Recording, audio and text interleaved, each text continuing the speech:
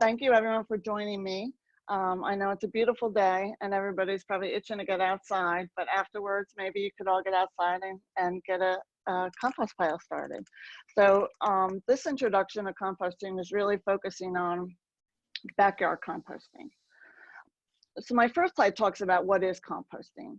And composting is the process by which raw materials are transformed by bacteria and fungi into an organic substance that's nutrient rich. This occurs naturally when plants and animal remains break down in the forests and the marshes. And when you're composting, what you're doing is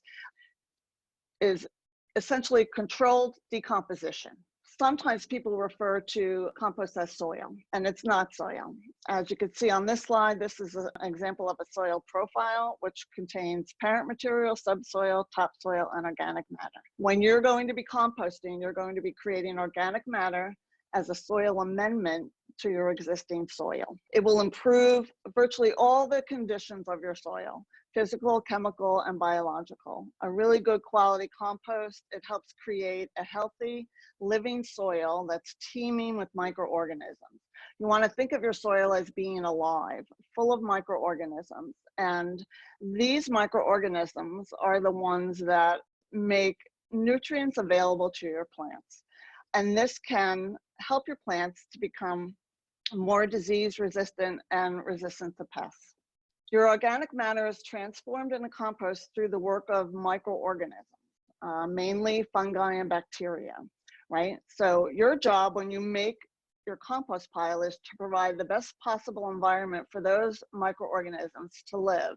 They're going to do the work for you. They're also responsible for the nutrient balance in your soil. You want to think of your soil bacteria and fungi like little bags of fertilizers.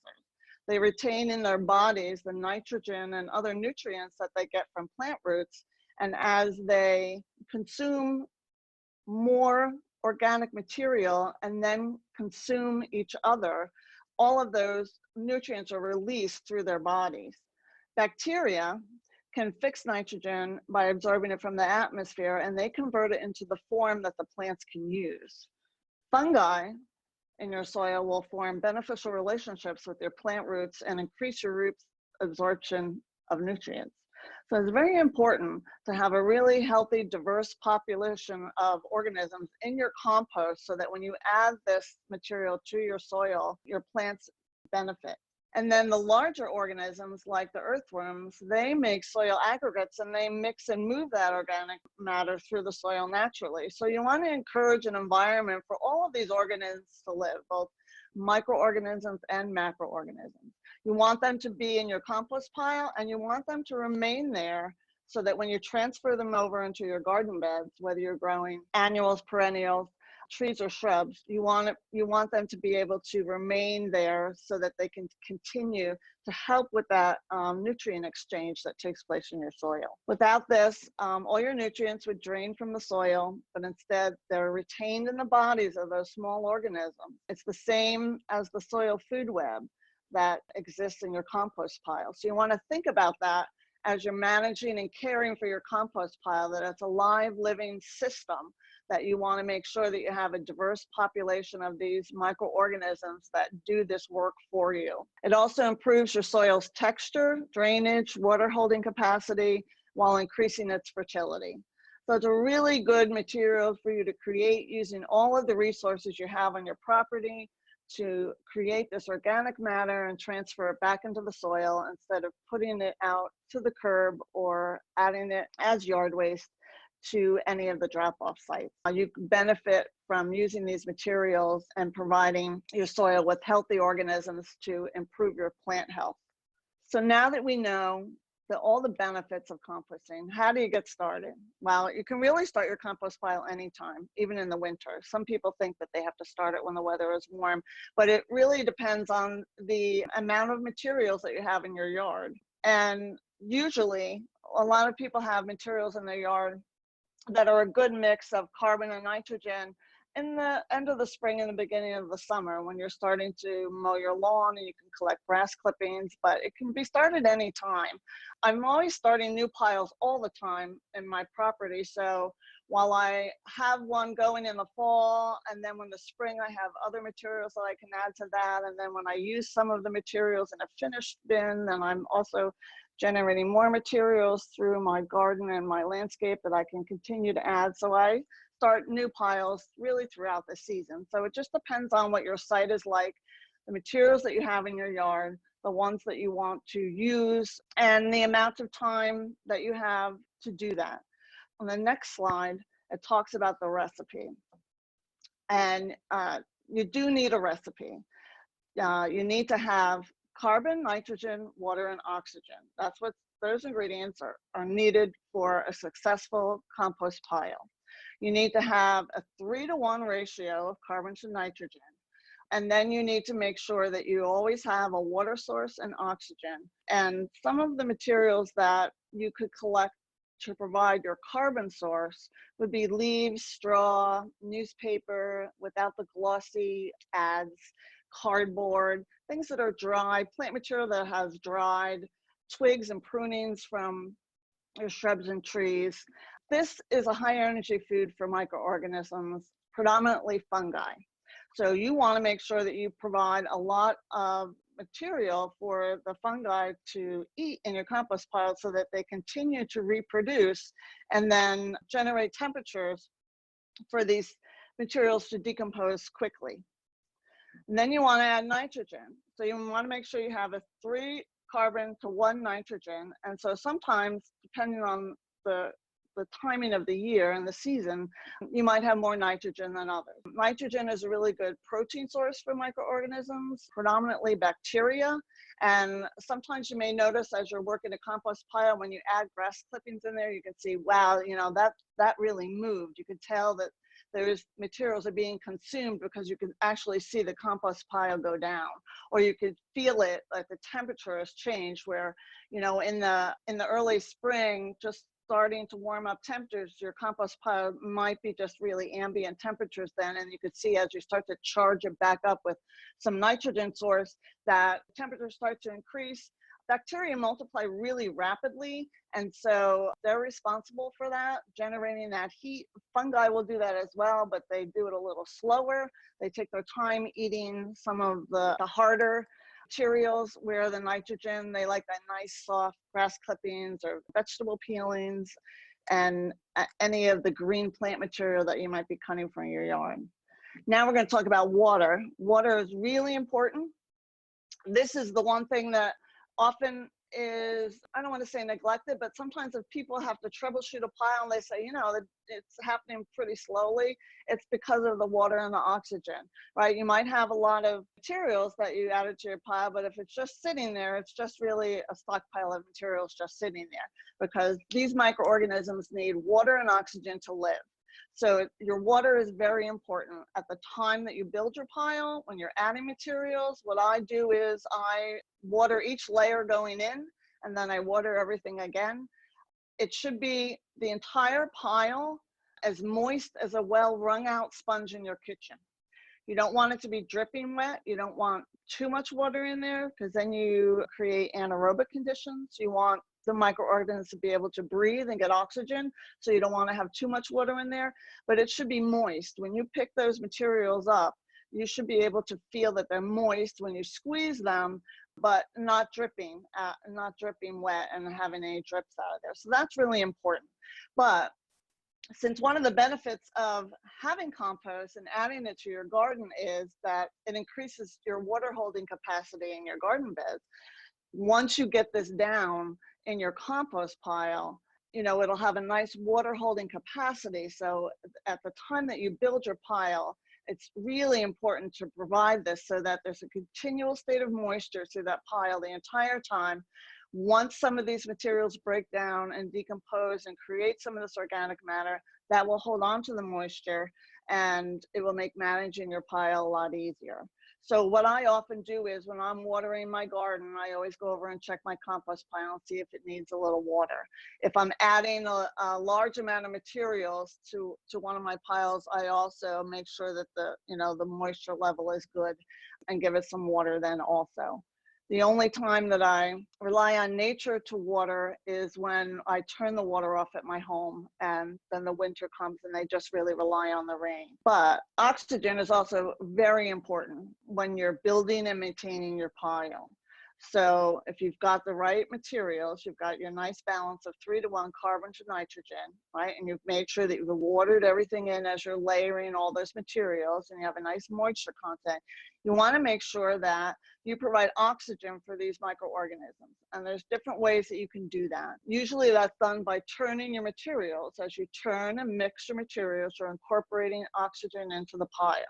It's also done when the microorganisms themselves eat and consume some of those materials, and then some of those materials start to shift as they turn into a finer, smaller type of organic matter. There's natural shifts that take place in the pile, and then they open up spaces for oxygen. And then also when you build your pile, you can do that in different ways that will incorporate oxygen if you don't have a lot of time to do a lot of turning and managing your pile. So when you think about managing your pile, you want to think about the type of pile you want to build.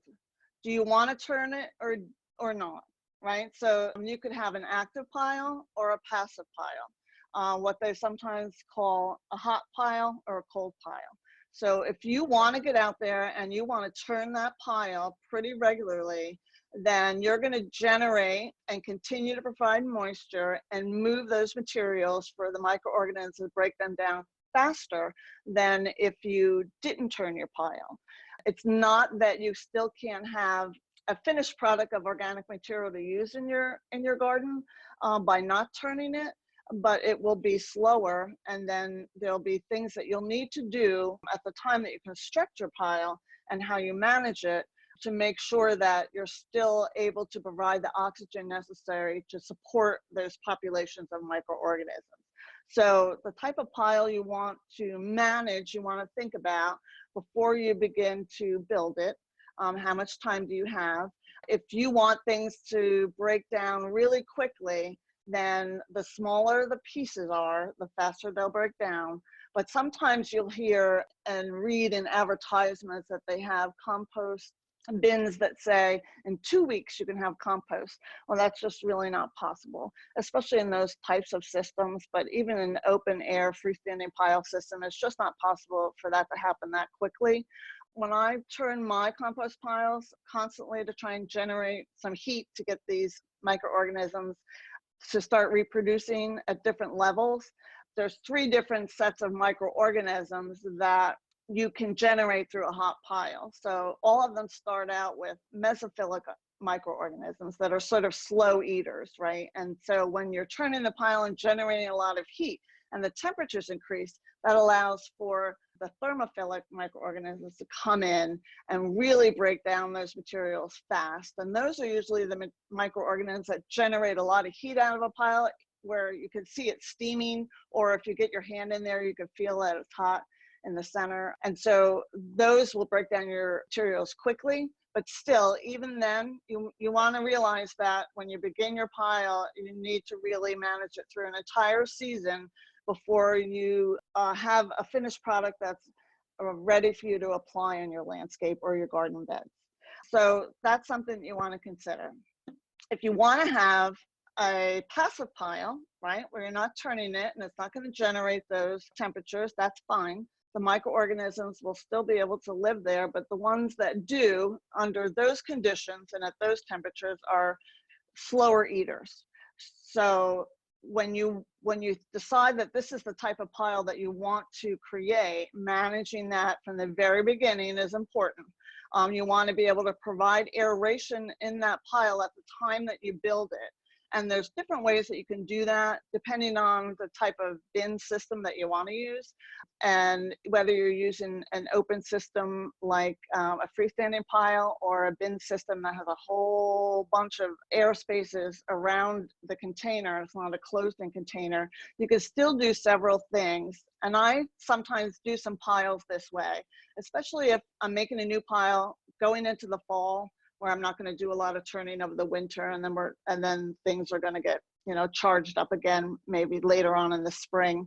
As you layer your materials, you could put in the center a perforated PVC pipe if you would like, and I have them drilled with holes all the way up top and bottom, so that also, in addition to aeration that it provides to the pile, when you water that, the water is able to get down farther down, deeper into the bottom of the pile as it filters out through those holes in your PVC pipe. If you want to use a natural material, I've done this type of system with dried corn stalks, and I save them throughout the year, and they last for a pretty long time in the compost pile before they break down. It's, you know, it's pretty tough material, so it's something that you can, you know, use and reuse. I would make them into like a grid shape, like a tic-tac-toe board. In between a couple of layers, I might do that 3 times and then layer materials on top of them to build a really tall pile. So when I'm making a pile like this, I like to have all of the materials at once so that I've collected them and now it's time to build it. And as the microorganisms consume some of that material, those materials will shift, and that in turn will create more aeration into the pile, and that helps that happen without you having to turn it, and it ends up being managed better than just some materials just sitting there. So if you'd like to use a hot pile, you want to think about how that needs to be managed specifically. So just because the materials break down quickly and they reach a certain temperature doesn't mean you would necessarily want to move that product out into your landscape. So the heat that the microorganisms create as they convert those materials into compost, they reach temperatures throughout the entire pile. So if you're managing a hot pile, you want to make sure that it reaches between 140 and 160 degrees through all portions of the pile. That's why a lot of turning is necessary. So there are some thermometers that you can use to take the temperature of your compost pile to see if you've generated that kind of heat. If you are sure that you've generated that kind of heat, what will happen is you'll have to take that temperature of the pile on a schedule, because the thermophilic microorganisms that are responsible for that, once they generate those temperatures up to 160, 165, then they'll die off and they're done. So then that's finished. So whatever hasn't been consumed yet, you might want to sift some of that compost before you move it out into your landscape. But what I usually do is I usually cure it, and I don't apply that. If I have something that's ready and done in the spring, I'll move it into another bin and I'll hold it until the fall, when I'm going to apply that either in my vegetable beds or in the beds in my landscape. And so it gets to cure a little bit longer. You want to make sure that the materials that you put in there, you want to be mindful of, you know, weeds and disease pathogens that are on plant material that you might want to add to your compost pile. If it doesn't reach these temperatures, it's not going to kill those pathogens, and it's not going to kill those weed seeds, and they're going to be held in that material, and then they're going to germinate as soon as you move them out into your landscape. So the types of materials that you put in your pile, especially if it's passive and you're not going to be turning it and creating those temperatures, but even so, for backyard composting, it's really hard for you to reach those temperatures to kill all those pathogens. So I just don't put that type of material in my pile. So you want to think about the kinds of materials you have on your property before you decide what type of pile you'd like to build. This is the type of steam that you'll see on this slide coming out of a pile that has been turned using a bobcat. So it's not that you can't get this type of steam in your backyard, you can, but it's going to be a little bit of work. You know, you're going to have to be monitoring it and turning it constantly to generate those temperatures for those microorganisms to live and give off this steam.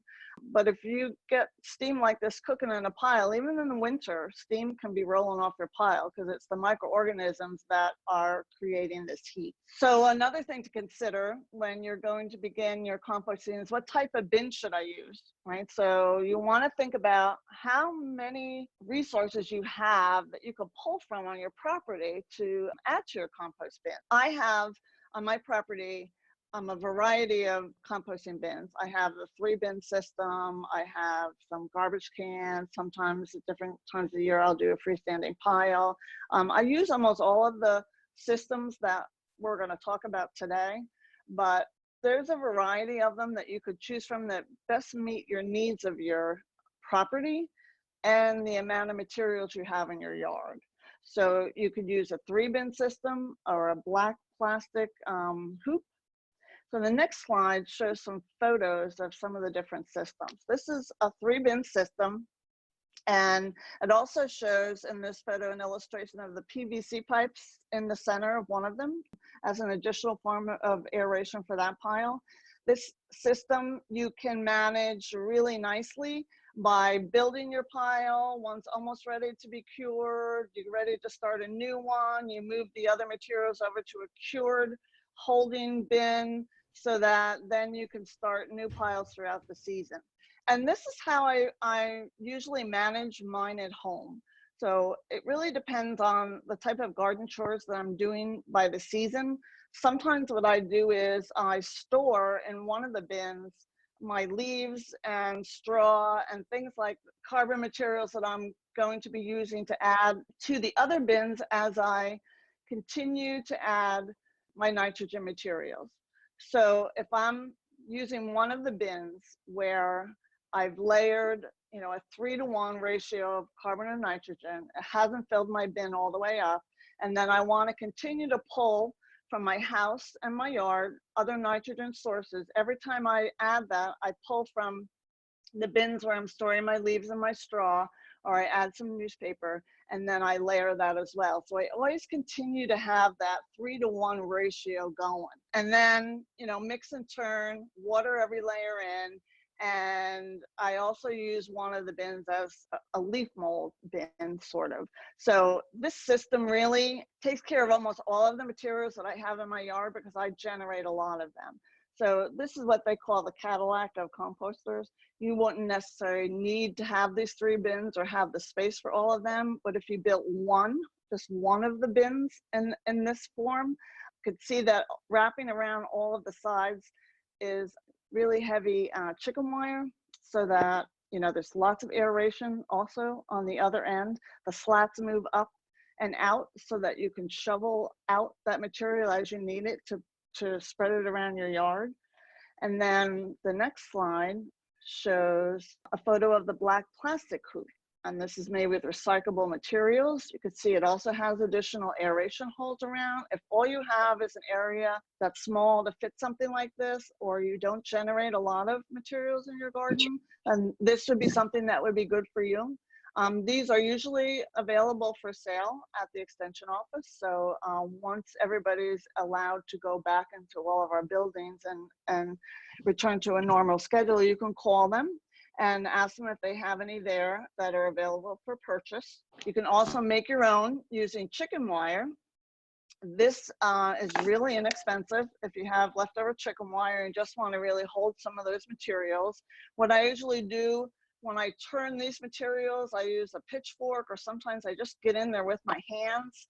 But it's easy to access because it's not, you know, too large. You could easily move some of these materials if you break them down into smaller pieces, and then it's easy to water and provide aeration. So that's an inexpensive way also.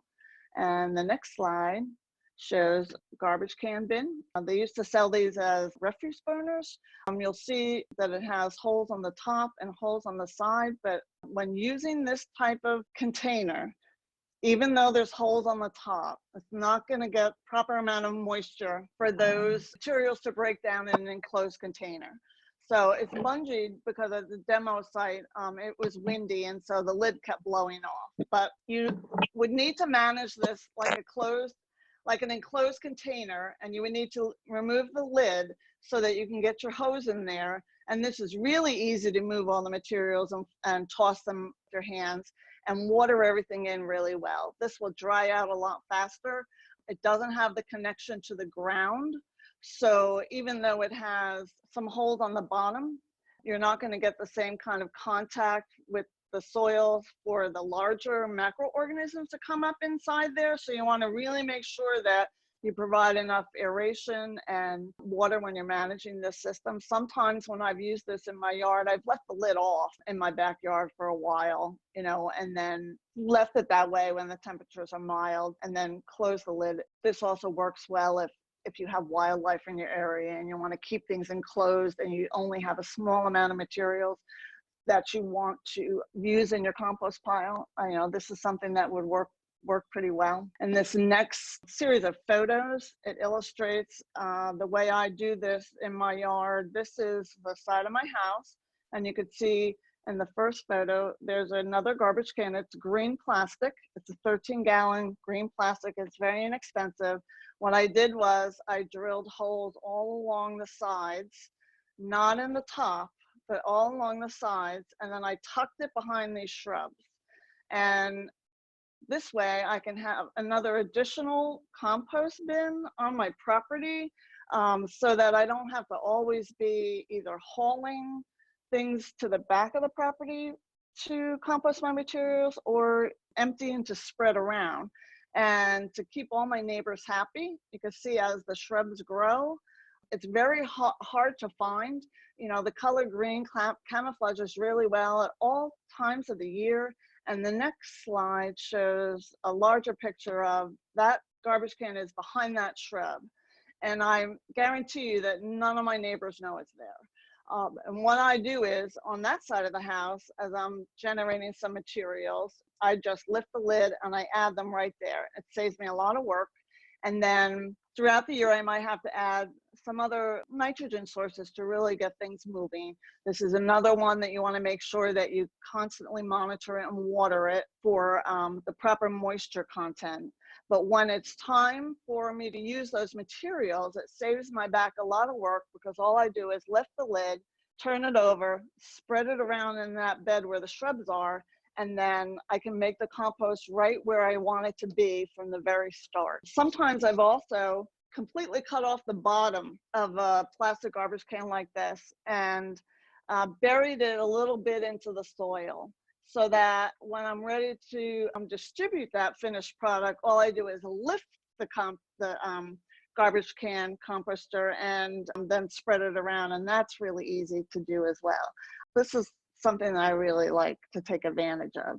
Another thing I like to take advantage of is sheet composting. And this I can do in my vegetable beds, but I also do this all around my property. So the principles are exactly the same as composting, but what you're doing is laying everything out in a big sheet, right? So instead of building a pile up to like a 4x4 or a 3x3, you're spreading it all the way out. This I use every single time I put my vegetable gardens to bed, and every single time I'm going to be making a new bed or moving some plant material around. You know, as gardeners, sometimes we change our beds and, you know, something doesn't do well, we dig it up, we move it out, we're going to put a new planting in that area. Before I do any of that, I sheet compost that area in the fall. It's a way to use all my materials. It provides a nice organic matter right to the source. And I especially like this to use in my vegetable beds because it also acts as a weed suppressant. Everything winters over really nicely. Then I'm ready to plant early in the spring. This is the type of layering that you would be using if you wanted to take advantage of, well, this profile, you know, it's very tall, but you're actually going to be spreading it out. And so just build it as tall as you have the materials for, because they're going to break down. For this type of composting, I do this a little differently because I'm not going to water this in the winter when we turn off the water to the house. And I'm not going to turn it because I really don't want to turn it in the vegetable beds.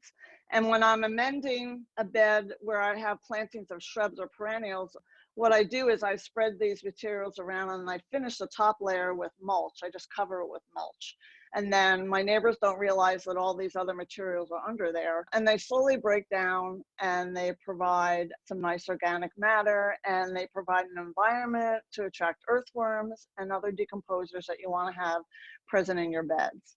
So I don't put any food material in here. I try not to put a lot of materials that take a really long time to break down, because I'm not going to churn it and the watering is going to stop, and just rely on rainwater until the spring comes. But the next slide illustrates how you would lay that out on a big scale, right? So if you could see, the newspapers and the cardboard go down first, and that needs to be watered in really well. And then you could see how the grass clippings and green material started to be layered. And so I layer carbon, nitrogen, carbon, nitrogen, carbon, nitrogen every time I water each layer. And then for me, I top everything off with some straw. And the next slide shows some of my actual material, right? So these are the layers. This is a profile I took from one of the beds I built, and there's no food material in here.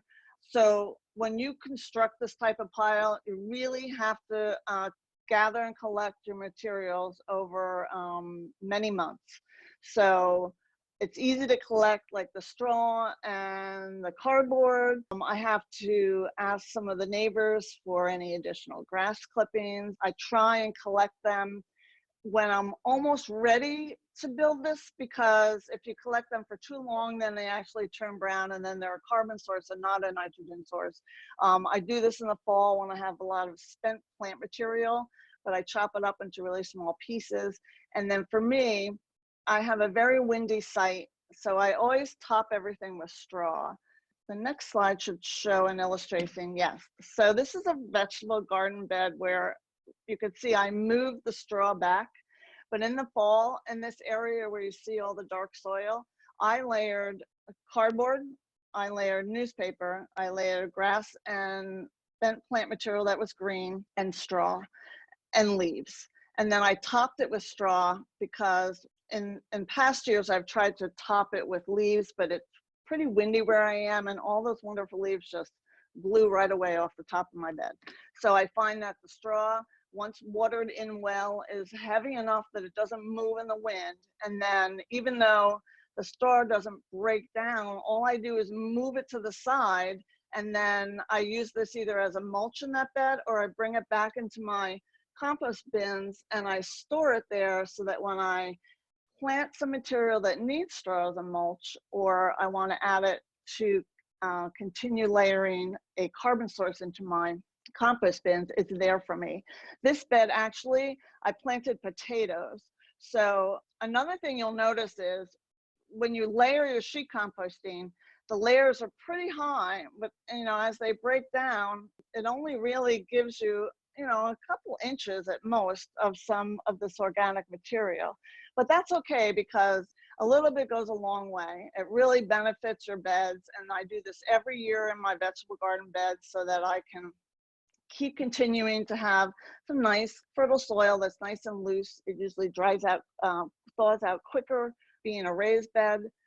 For this bed, what I did was I planted potatoes, and so you can see that the soil level is kind of low, but I knew I was going to put potatoes in here, and I was going to hill them up as they started to grow, and then add a final layer of straw mulch, so there was plenty of room to do that.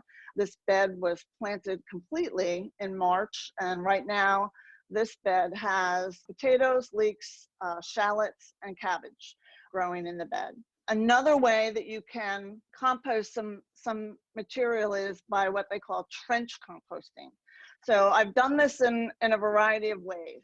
This is another way to compost some things that you're going to use that space of the following season or 6 months down the road. So if I'm going to plant a new tree on my property, I dig the hole and I sheet compost that area way before I even put the tree in. So whether I'm moving into a new home or there's new construction or I'm adding, a new bed, I always do this because I would like to provide a nice environment for that tree to get established in a nice healthy way by adding, some of this organic matter and, increasing the fertility, but then also, providing an environment for those microorganisms to continue to provide a nutrient exchange for newly planted material.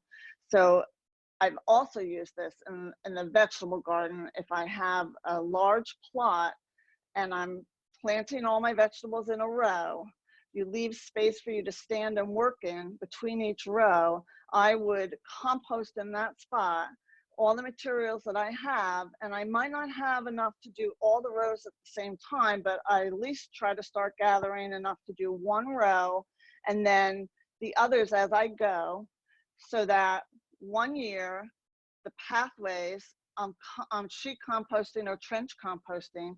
The following year I move everything over, so then the newly planted material gets planted in the row that was a pathway that I sheet or trench composted, and all of the planting material shifts over. It's a nice way of managing a lot of materials if you have a big in-ground production plot, and it's a nice way of providing fertility if you can't put in like a cover crop as you move your crops over and shift them from year to year. So that's something that I've done before. And then you want to think about, maybe you would just like to create some leaf mold. That's another option for you too. If you have leaves in abundance, which I don't, so I try and collect them, wherever I can.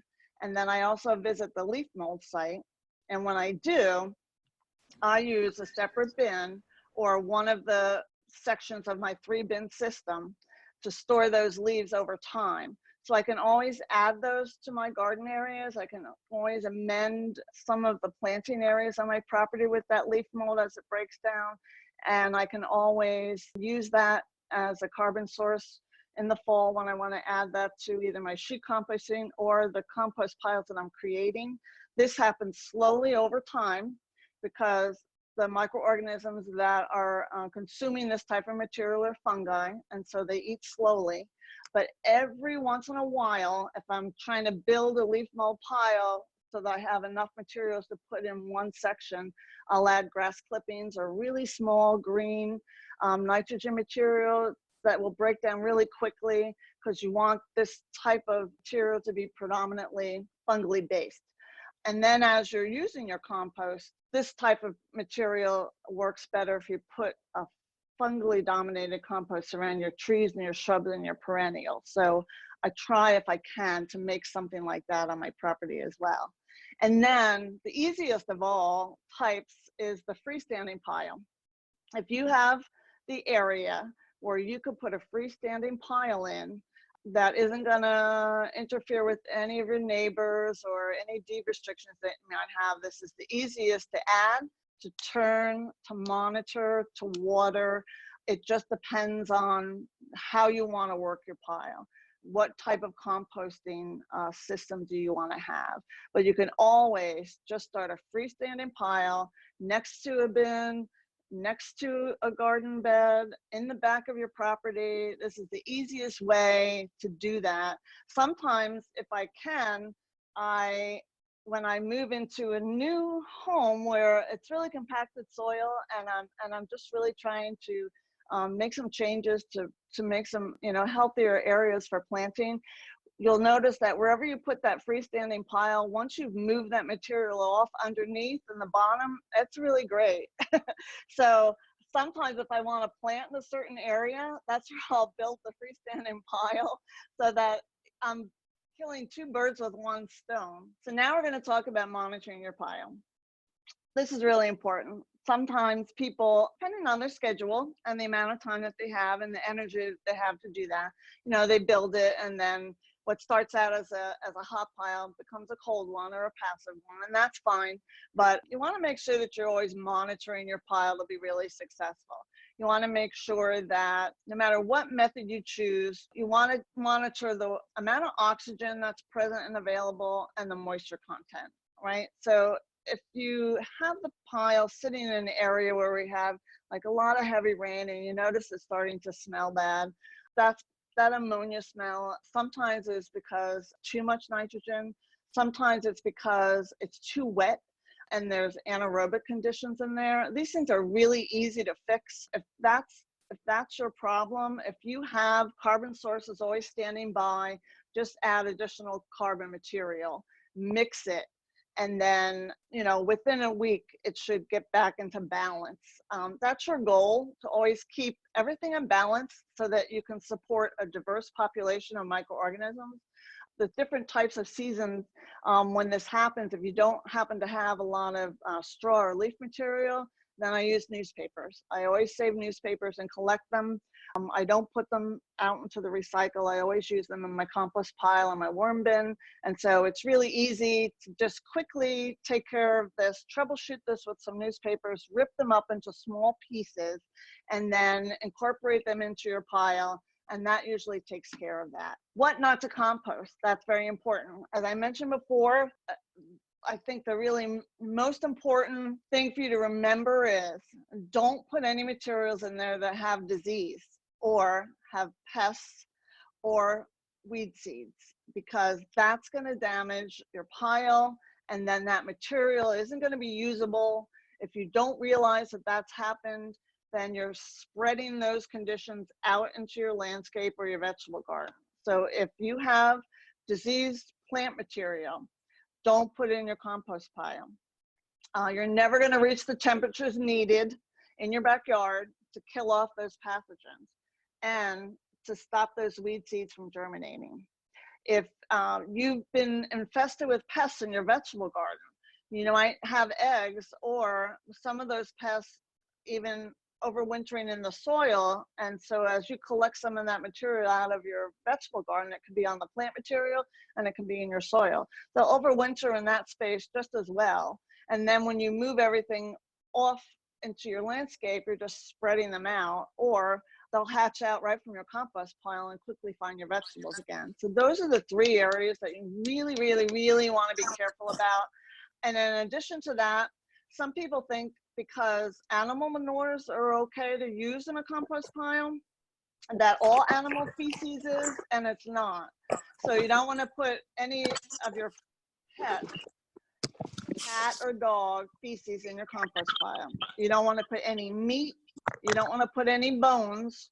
You don't want to put anything that has oil or butter or mayonnaise on it. You don't want to put rice or pasta or anything like that. These things are not a food source for your microorganisms, and they're going to attract wildlife. So it's best to eliminate those kinds of things completely. Now, your finished product. Your finished product should be a nice, rich, dark brown, crumbly product that has a wonderful odor. It smells like the earth. Like that humus smell, I think, is just wonderful. It should have that kind of an odor. It shouldn't smell bad or sour or ammonia-y, right? It should smell earthy. You shouldn't have any recognizable pieces of the original material that you used to create this organic matter. And then the temperatures, if you had a hot pile, they're brought back down to regular ambient temperatures, and it's cured, right? So I let things cure a lot longer than the 3 weeks that are recommended. I let it cure for like a season sometimes if I don't need to use it right away. Because I use other types of sheet composting throughout my vegetable garden, the finished product from my pile I usually put around my perennials, and so I'll make this all year long, and I won't put any of this finished product down until the fall. And then if this can't be applied in the fall, I wait until the following spring to put it down. So it's had even more time to sit and cure. Sometimes I cover it to do that. Sometimes I cover it with burlap because it lets air and water get in there, but you don't have to if you have it contained in a nice bin system. So you just want to make sure that everything is really broken down and that doesn't need to continue that process, because if it does and you put it close to any shrubs or perennials, it will pull any nitrogen it needs from those plants to make that happen, and that might damage your plants a little bit. So you want to make sure that when you are applying your product that it's completely finished. Sometimes if I have a lot of chunky bits in there of twigs and things, if I did a lot of pruning, I just sift that material out if I'm going to put it in the vegetable garden. But if I'm applying that around my trees or shrubs in my property, I just leave it in there because I don't mind that really. You know, it'll continue to break down further as you apply it out into your landscape. So when they talk about curing your compost, they're talking about letting it sit after it's broken down. All of the materials that you started with are unrecognizable, right? And you have a finished product. Now, especially if you've made some compost that's really hot, that might happen quickly. Then you look at your materials and you can't even see any of the remains of your recipe that you put in there. And you might like to apply that immediately onto your landscape, but they recommend for you to let that sit and cure further, because they've done some studies where they've shown that in case you didn't reach the temperatures needed to break down any kinds of weed seeds or pathogens that might be present in there, if you allow it to cure further, that can continue to happen. So sometimes they recommend, and this is for commercial composters, for that to cure for like a year before you sell it off. Not always possible to do that in your backyard, but sometimes I have let something cure for about a year, especially if I used animal manures. I've let that continue to cure for a year instead of moving that out there, just to make sure it's a safe product. And then as little as maybe 6 months or 3 months, I let it sit. So it really depends on your recipe. So if I was going to let compost sit and cure further, it might be because of some of the materials were a little questionable, or I might want to make sure that that animal manure really continues to break down further before I put it out into the places in my vegetable garden where I want to use it.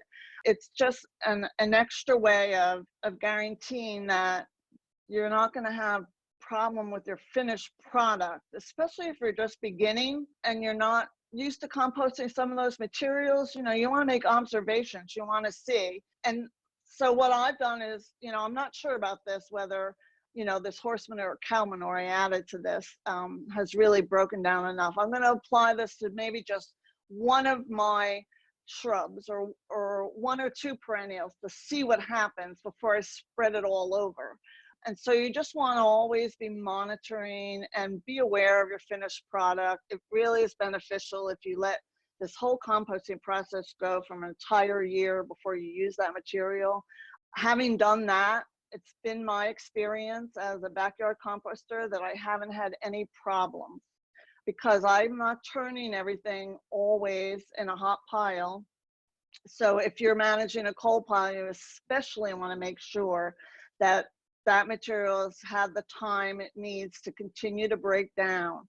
And then if you want to make sure that you're putting it in an area where maybe you're just going to amend the soil area before planting has begun, maybe you want to do this finished compost for 6 months and then apply it to a bed where you know that the following spring you maybe want to plant a new tree. I wouldn't put a product that hasn't finished or cured around any of your prized plant material, just in case. So I'm always trying to make observations about this, you know, how does this look? Is this look done? Once they've broken down and the pieces aren't recognizable anymore, there's still microorganisms present there, and they'll continue to break down that product if you continue to water it and provide aeration. But you won't be able to tell by looking at it. So it just benefits the backyard composter if you can just let something cure and sit for a while before you throw it out there. And if you're in doubt, to just do like a test area first. Having done that, I haven't had any problems at all ever with any of the compost that I've made in my backyard. But I tell you, I don't put in anything that has weed seeds or a really, you know, looks like it might have some disease, even if I'm not sure. But if you suspect that there might be some disease material on your plant material, you can take advantage of the cooperative extension specialists. They can do plant diagnostics, and they can look at that under the microscope, and they can tell you exactly what that is, so you know what you're dealing with, and recommend some things that you need to do. So then you'll know that if it, it's just environmental and it's not a problem, that you can add it to your compost pile. But if there is some kind of pathogen present on that plant material, you want to definitely keep it out of your compost pile right from the beginning.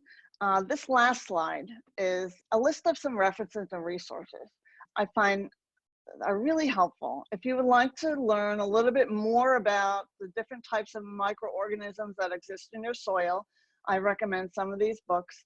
And then the complete book of composting from Rodale is always an excellent resource to look things up as well.